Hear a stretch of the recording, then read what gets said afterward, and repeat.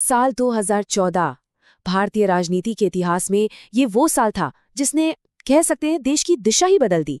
एक new India की नींव रखी गई। पर जरा सोचिए क्या होता अगर उस चुनाव का नतीजा कुछ और होता। आज का भारत तब कैसा दिखता। आइए आज इसी सवाल के अंदर उतरते हैं। तो सवाल बहुत सीधा है ना, कि अगर 2014 में बीजेपी पावर में नहीं आती तो क्या क्या बदल जाता। तो चलिए इस वैकल्पिक इतिहास की दुनिया में कदम रखते हैं और देखते हैं कि कहानी क्या मोड़ लेती। तो सबसे पहले चलिए थोड़ा सा पीछे चलते हैं 2014 के उस माहौल में।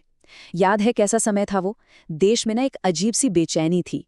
एक तरफ घोटालों के आरोप गूंज रहे थे, दूसरी तरफ बढ़ती महंगाई परेशान कर रही थी, और इन सब के बीच एक कह सकते हैं कमजोर सरकार की छवि बन गई थी। माहौल ऐसा था कि लोग बस एक बदलाव चाहते थे।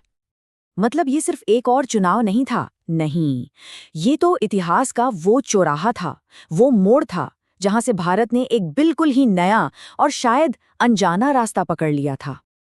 तो फिर सवाल उठता है कि इस दूसरी काल्पनिक दुनिया में सत्ता का समीकरण कैसा होता।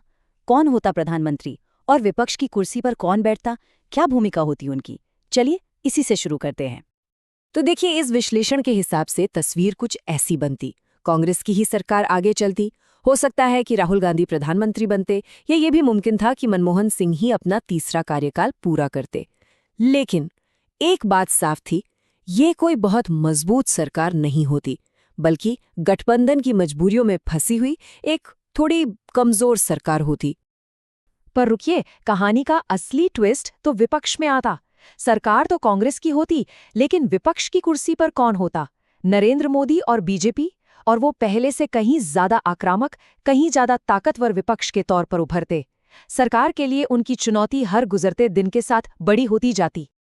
और फिर इस विश्लेषण का जो अनुमान है वो बिल्कुल साफ है। 2019 में एक मोदी सुनामी आती।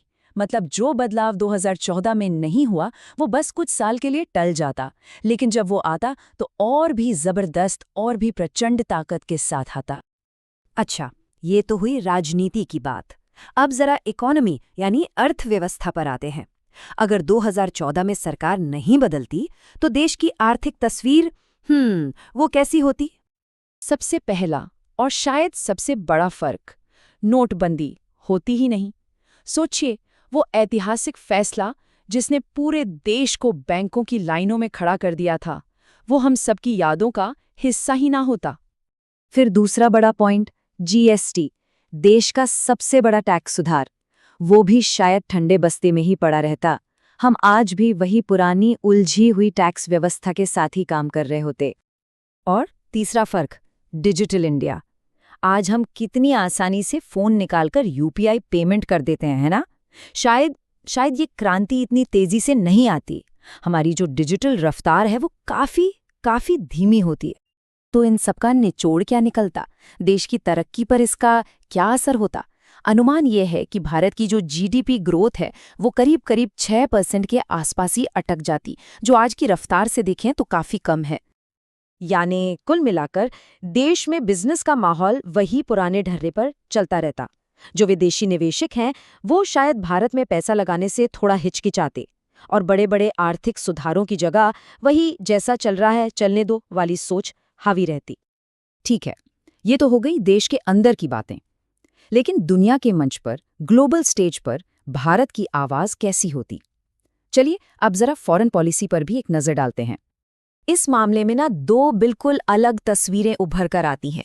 एक तरफ है आज की मुखर यानी असर्टिव डिप्लोमेसी, जो अमेरिका से लेकर यूएई तक हर जगह भारत की एक मजबूत छवि बनाने पर जोर देती है।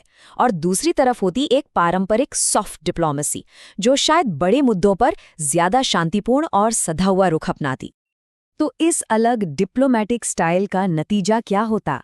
सीधा सा नतीजा ये होता कि दुनिया के बड़े बड़े मंचों पर भारत की आवाज़ शायद उतनी दमदार, उतनी बुलंद नहीं होती जितनी आज हमें सुनाई देती है। चलिए अब बात करते हैं समाज की और उन बड़े फैसलों की जिन्होंने देश के अंदर बहुत कुछ बदला। इस दूसरे वैकल्पिक भारत में हमारे समाज की तस्वीर कैसी होती। और यहाँ ना एक बहुत दिलचस्प बात सामने आती है, एक तरह का ट्रेड ऑफ। ऐसा माना जाता है कि शायद समाज में ध्रुवीकरण मतलब पोलराइजेशन कम होता। लेकिन इसकी एक कीमत भी होती। वो कीमत ये होती कि जो बड़े और साहसी फैसले होते हैं उनकी रफ्तार बहुत बहुत ही धीमी हो जाती। बस 1 मिनट के लिए सोचिए, देश के कुछ सबसे बड़े और ऐतिहासिक फैसले शायद आज तक अटके होते। कश्मीर से आर्टिकल 370 नहीं हटता, अयोध्या का मुद्दा आज भी अदालतों में ही चल रहा होता, और जिस न्यू इंडिया की हम आज बात करते हैं, वो कॉन्सेप्ट, वो सपना शायद अभी कई साल दूर होता। तो फिर इस पूरी काल्पनिक कहानी का, इस व्हाट इफ सिनेरियो का निचोड़ क्या है? हम इसे कैसे देखें? देखिए, यहाँ पर ये कहना मकसद बिल्कुल नहीं है कि कौन सा रास्ता अच्छा था और कौन सा बुरा। नहीं, पॉइंट सिर्फ ये है कि रास्ता बिल्कुल अलग होता।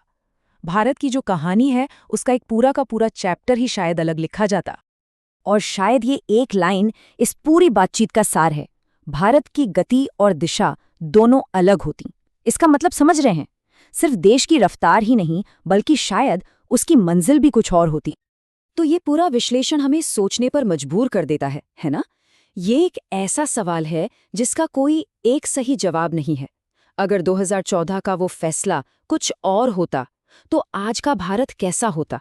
ये वाकई सोचने वाली बात है कि इतिहास का सिर्फ एक मोड़ कैसे एक पूरे देश की कहानी को एक नई दिशा दे सकता है।